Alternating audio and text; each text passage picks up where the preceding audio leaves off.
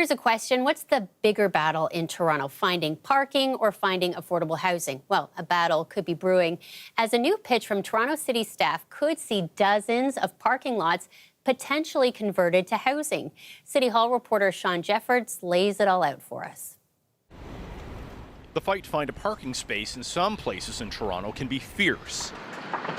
But so too can the struggle to find an affordable place to live.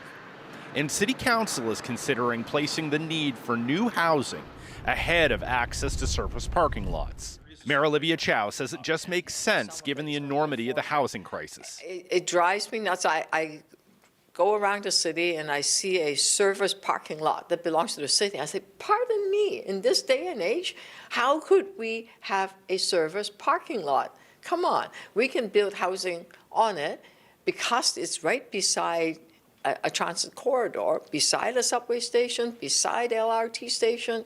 Let's build it up. But Chow is the first to admit this isn't a new idea.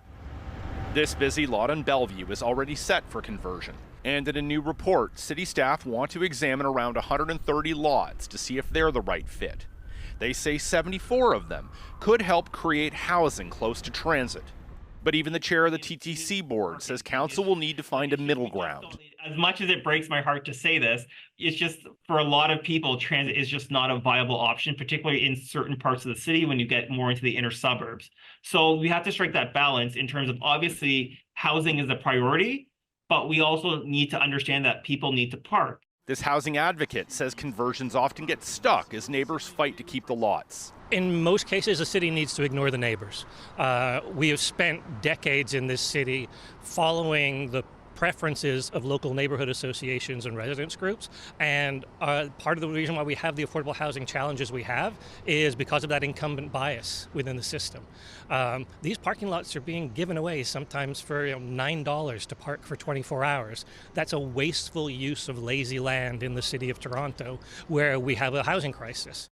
This expert says he hopes the housing crisis changes council's view of parking lot conversions. I think if this report helps re-energize that effort in the name now of affordability, and if the city takes more of a direct role instead of just trying to sell those properties off, I think that is really a step in the right direction.